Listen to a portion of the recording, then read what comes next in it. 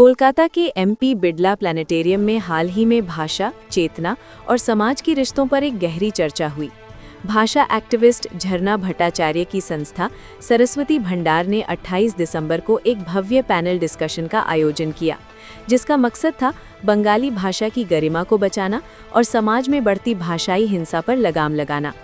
कोलकाता के MP Birla planetarium में सरस्वती भंडार का ये आयोजन कई मायनों में खास रहा।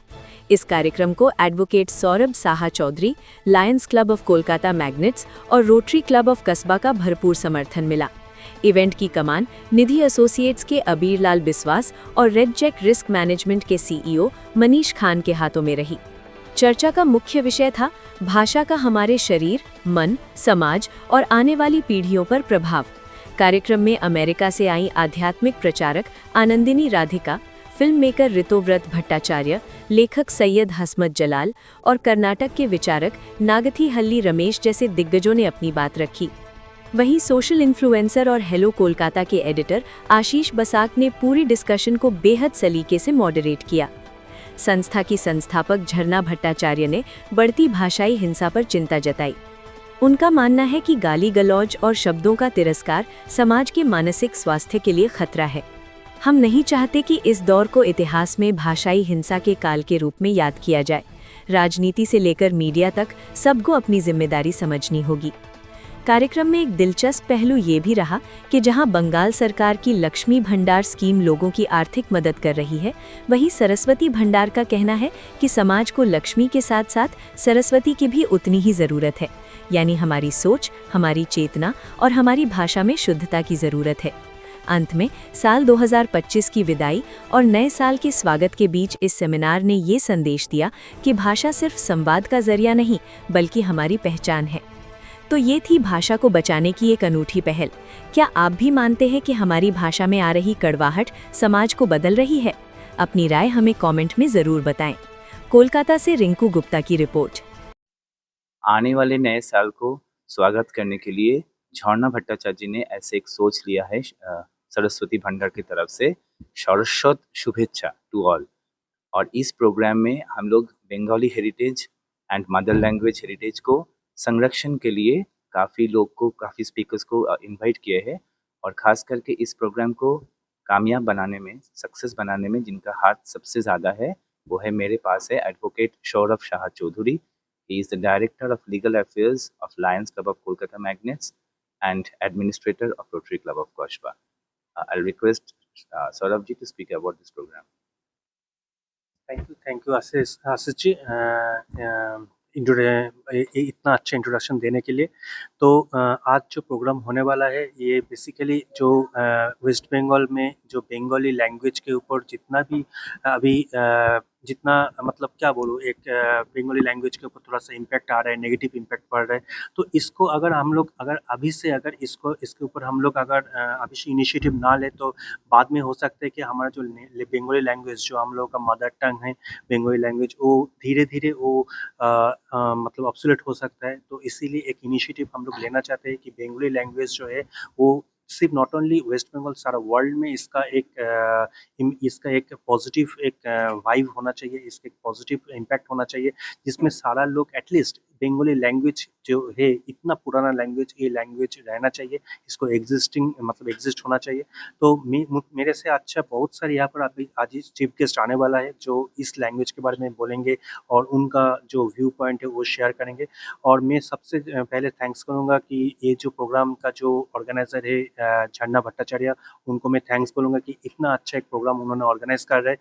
उन्होंने अभी जस्ट आने वाले हैं। और नेक्स्ट में थैंक्स करूँगा निधि एसोसिएट्स को जो हम लोग के ये प्रोग्राम के लिए बहुत सपोर्ट कर रहे हैं। और इस निधि एसोसिएट्स का जो ऑर्गेनाइजेशन का जो ऑर्गेनाइजर मीन्स फाउंडर है, उसका नाम है अबीर लाल। उन्होंने बहुत सपोर्ट किया हम लोगों को। और नेक्स्ट जो ऑर्गेनाइजेशन है that is red check risk management private limited, red check risk management private limited. ये ऑर्गेनाइजेशन ऑल ओवर इंडिया काम करते हैं, लेकिन उनका कोई रिप्रेजेंटेटिव आज आ नहीं पाएंगे। तो उसके बिहाफ में मैं थोड़ा सा बात करना चाहता हूँ कि ये ऑर्गेनाइजेशन क्या कर सकते हैं। तो बेसिकली ये ऑर्गेनाइजेशन जो है, ये ऑर्गेनाइजेशन बेसिकली दो तीन चीज़ करता है। एक तो है ये सारा इंडिया में काम करते हैं, दूसरा चीज़ ये है कि ये लोग टेनेंट वेरिफिकेशन में के ऊपर काम करते हैं। मतलब इनका जो मेन हम टारगेट ऑडियंस है ये प्रॉपर्टी ओनर या हाउस ओनर या hostel owner, PG owner and property broker, ये लोग देख सकते हैं। तो इनका एक प्लेटफॉर्म है जिसमें लिस्टिंग होता है, फ्री लिस्टिंग होता है। तो यह सिर्फ ये फ्री लिस्टिंग होने से क्या बेनिफिट होता है कि जिसको वो चाहिए, घर चाहिए, वो उसको इजीली उस लोकेशन में उसको घर मिलता है अफोर्डेबल प्राइस पे। जो प्राइस उसको चाहिए उसी प्राइस पे मिलता है।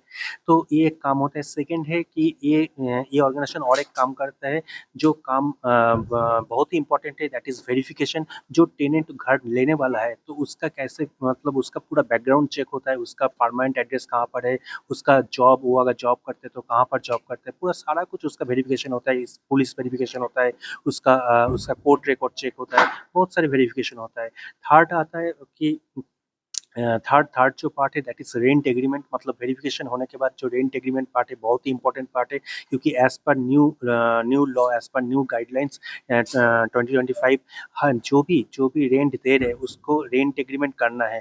ये 11 मंथ्स के लिए लीव एंड लाइसेंस एग्रीमेंट करना मैंडेटरी है।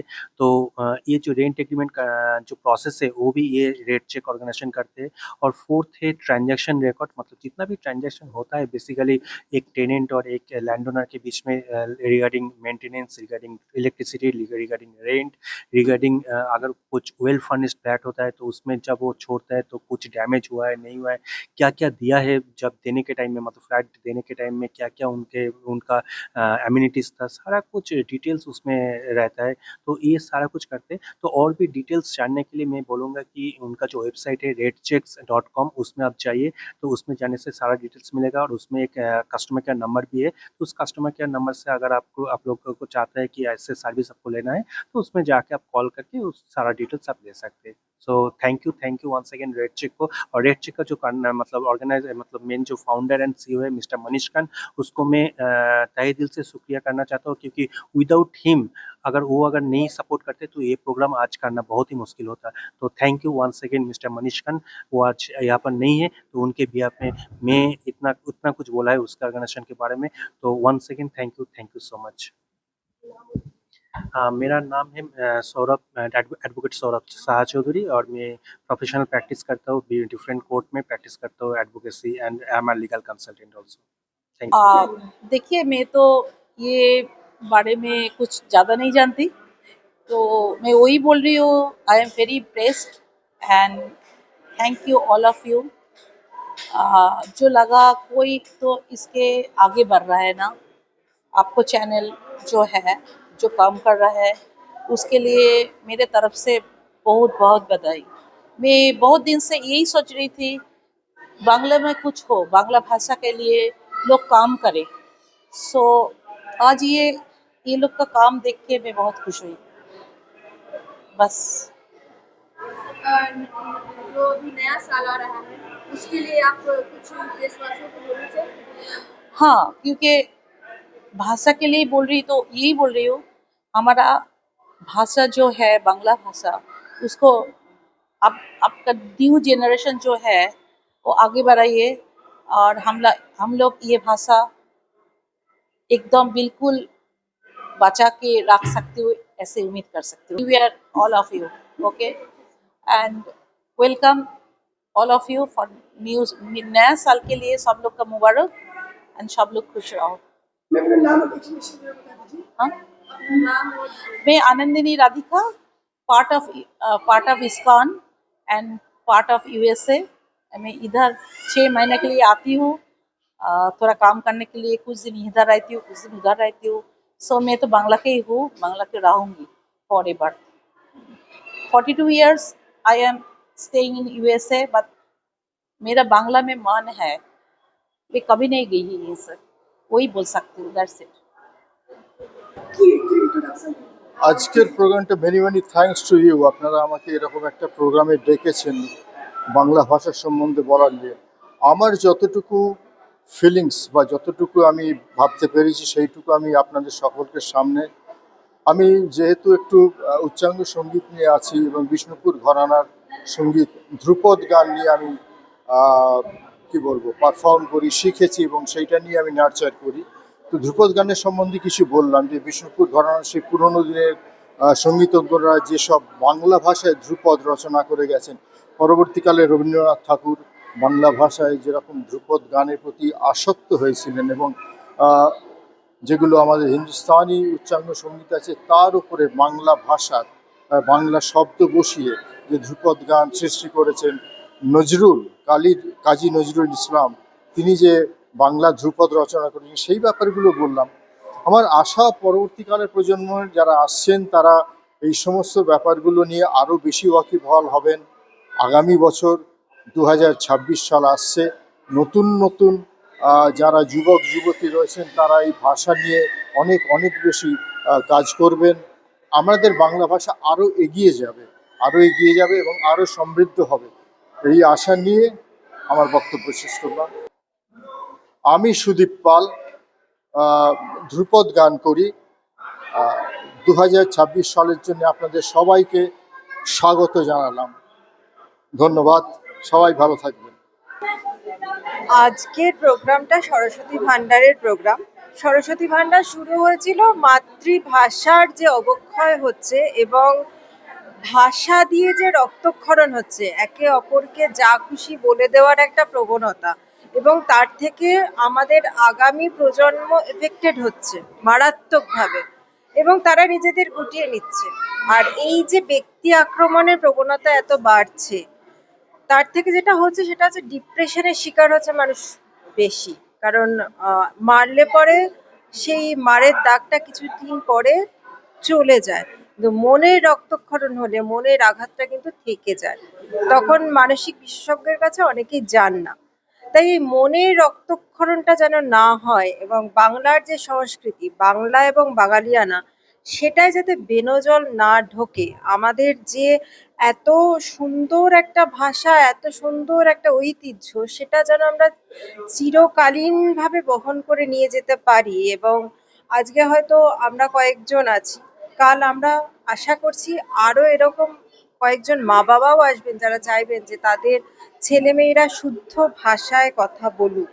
কারণ তাদের ছেলেমেয়েরা শুদ্ধ ভাষায় কথা না বললে, তারা যদি তাদেরকে ব্যক্তি আক্রমণ করে বা বাজে ভাষায় কথা বলে, সেটা তাদের কষ্টের ব্যাপার। সুতরাং তারাও হয়তো কখনো সরস্বতী ভান্ডারের কাছে আসবে এবং আমরা এটাই চাইছি যে 1 থেকে 2, 2 থেকে 4, 4 থেকে 6 এইভাবে যেন আমরা গুটি গুটি পায়ে একটা সুন্দর বাংলার দিকে, সুন্দর বাংলার পথ চেয়ে এগিয়ে যেতে পারি।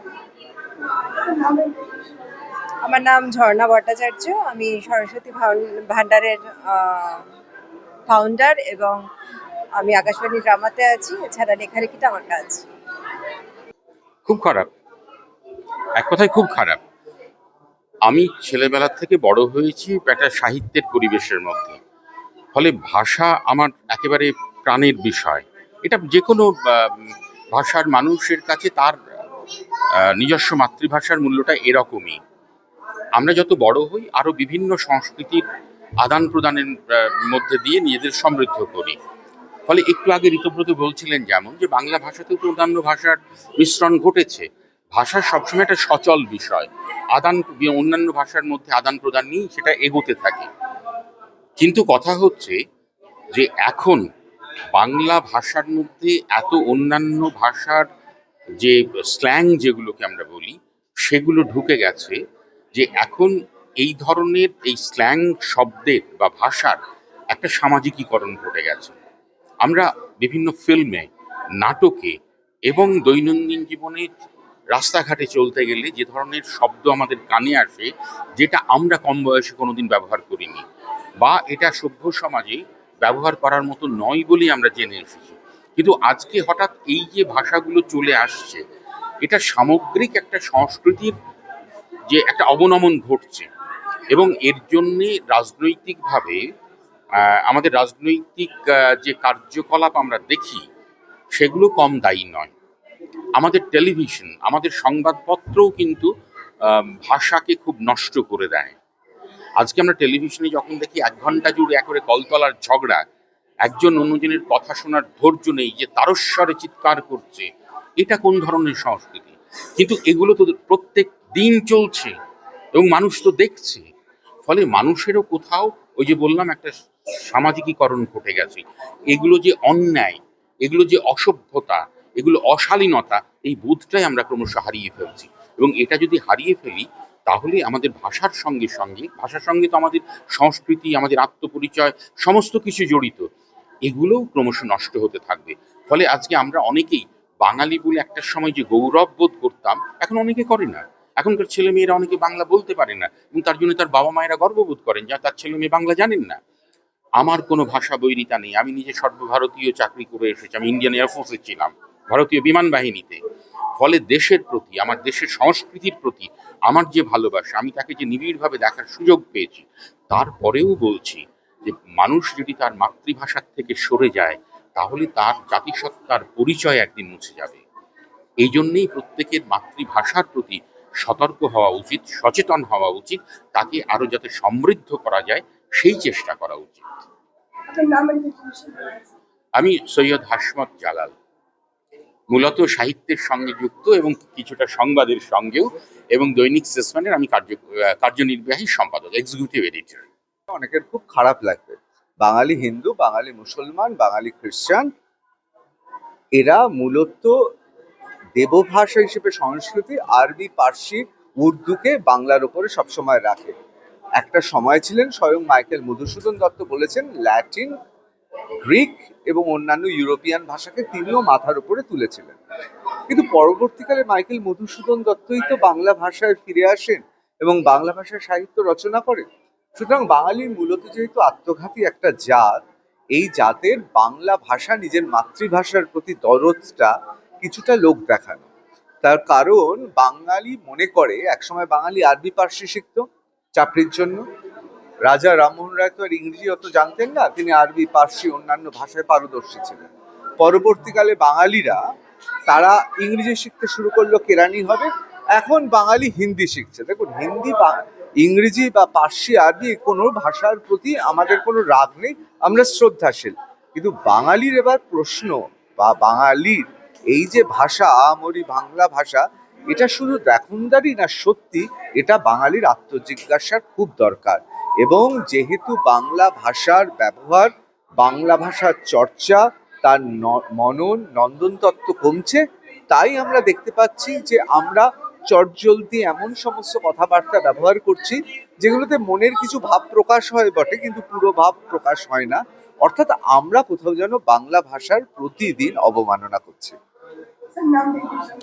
ঋতব্রত ভট্টাচার্য, এখন সাংবাদিক আর চলচ্চিত্রকার।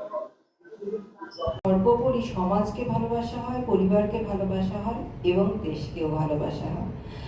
এরপরে চলে যাবো ঋতব্রতদার কাছে। একটা মজার গল্প বলে তারপর বলছি যে একবার টিভি খোলা হয়েছে বাড়িতে, আমার মেয়ে বলছে, মা তুমি বলো সব সময় যে এইভাবে কথা বলতে নেই, ওইভাবে কথা বলতে নেই, এটা বলতে নেই, ওটা বলতে নেই, বড়দের সাথে এরকম করে কথা বলতে নেই, দেখো তো গুরুজনরাই এইভাবে কথা বলছে।